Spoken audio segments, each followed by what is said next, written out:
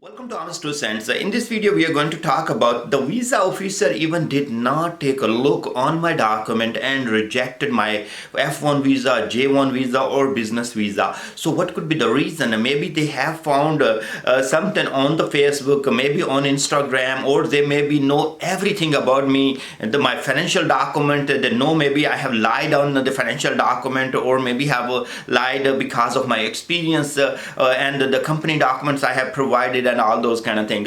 So these are all the things it comes in brain like right away when somebody got rejected, and they even see like, oh, the guy, even the visa officer didn't even take a look on my document and he rejected it because maybe US system of verification is so big and so detailed and so powerful. They can even look into my profile, look into my accounts, look into everything before even they will call me for a visa. So I'm just gonna stop here and let's go back. So visa officer denied you, and you are blaming yourself, like you're thinking they have done the right thing, like they didn't take a look on my document, but they have enough information to reject me. I will go totally against that. I will debate this one. The US has a limited number of visas for each of the countries. They gave, especially for F1 and especially for J1 and then visitor visa. Over the years, I can see that they have increased the visitor visa for India. Also, they have increased visitor visa for many other countries. But coming back to the student visas, if they have decreased the number of visas for students from India and also from Pakistan and also from Bangladesh, and actually overall after the Trump government came in power. Now there is no way, like when you fill the DS 160 and fill all that information, those visa officer for let's talk about Pakistan, they need to give only 2,000 visas. So okay, they might verify a few things before you fill your DS 160. They will maybe go to Nadra and check your name, father name, and all those kind of things a little bit here and there. But they might go on your Facebook and run some program and see like what type of post and all those kind of things you are doing. And but like that can't be decided. There is a freedom of speech for a person. There is I can post anything in America. I mean, I'm making these all videos, and I'm telling you, these visa officers even don't pay attention to these things. They have limited the number of visas they need to give, and that's all it is. So they're gonna go ahead and just reject it or say, I don't even need to take a look on the documents. So let's say they are only given 2,000 visas. There are 10,000 applications in a year for Pakistani students. So for F1 I'm talking about here. So they need to spend time with you? They're like, oh, I'm a visa officer, I'm gonna give like 2 visas a day or 3 visas on average, and I don't need to spend 30 minutes with you, just entertain myself. Hey, how you doing? How was your day? What you want to do? And then actually it will give you more hope and more disappointment in case of you get rejected. So better off like, okay, I'm gonna hand you over this one. You are rejected, and I don't even care about your document. So this is a very bad job. I don't know. I mean, I have seen these students, very talented students with the great GRE, with the great TOEFL, with the great financial statements and everything, got rejected. The visa officer even don't take a look on their document.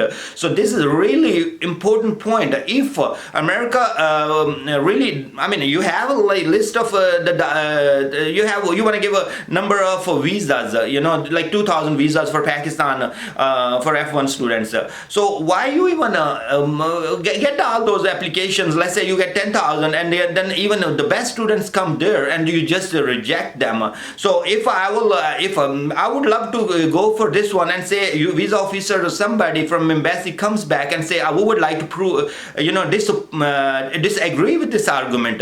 In 21 years, if you look for the Pakistan F1 visa, can you see the number going higher? Okay, or the number of rejections and all those kind of stats, that's by all means, like let's say if 10,000 visas applied, there 5,000 got approved. No, there is like always in 1 year I can see 3,000 visas, more than 3,000 got approved. The rest of that you have between less than 2,500 all the time. The line is there. So you are having a set of number of visas that you're gonna approve. The rest of that you don't care. Then the student is talented, the student is not talented. I rather go in a different argument and say, you can tell the student, okay, the number of seat has been filled and now we do not have extra seats and we don't give more than 3,000 visas to Pakistan, and reject all of those people and also don't get the money from those people.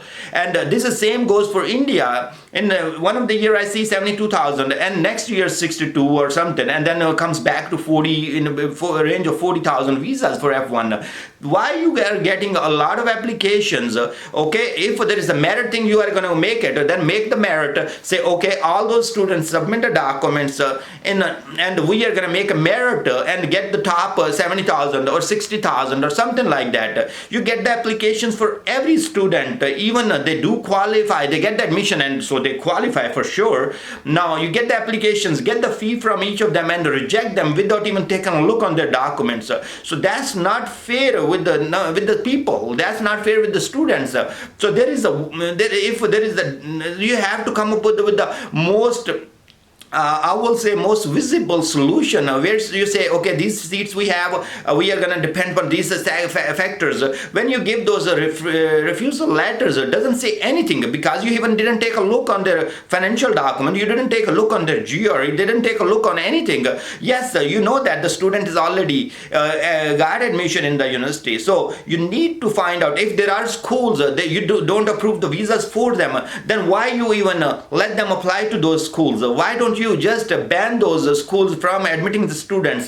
So the universities make money by providing the admission to the students. There is a US embassy get the money for the interview and make millions of dollars from each of the country. Then this whole system is broken. This is a process of making money, and where the merit has to be followed or visibility has to be done, that's not done. So I'm really disappointed with the system. Instead of saying okay, we are not taking a look on your document and you are here you go with this thing, and you even don't give them explanation as a human. Somebody let's say if an American will go to an embassy anywhere in the country and people just hand them over this paper without any specific reason, what they will feel about it. So as United States of America, especially with embassies, there should be more visibility, there should be more systematic way to handle these things. Instead of you are taking tons of application, you reject them by flipping here and there and saying, oh, we look into the people's best interest and we look into we look into their financial, we look into this. I have seen the cases where the people have done everything right and nobody even look at their documents, and not 1, 2, 3, 4, there are hundreds and thousands of people all across the world go through this pain, and they go in depression and say, okay, what's wrong with us? Why even did the guy didn't take a look on our document?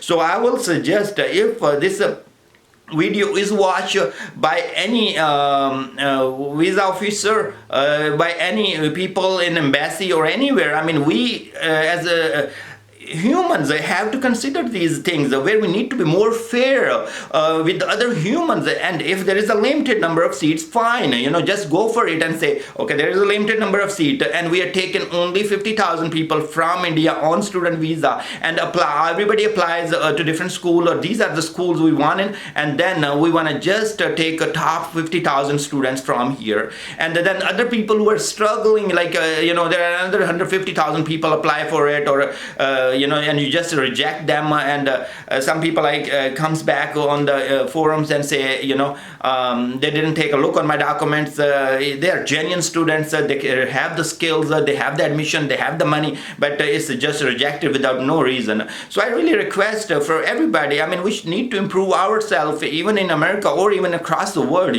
So I thank you for watching this video. Spread this to everybody, and let's see what's your 2 cents on this video or thought process, how we should handle these type of situations and live with that rejection where we even not sure what we have done wrong, as a student visa or J1 visa. Thank you very much for watching, and I will see you guys in the next video.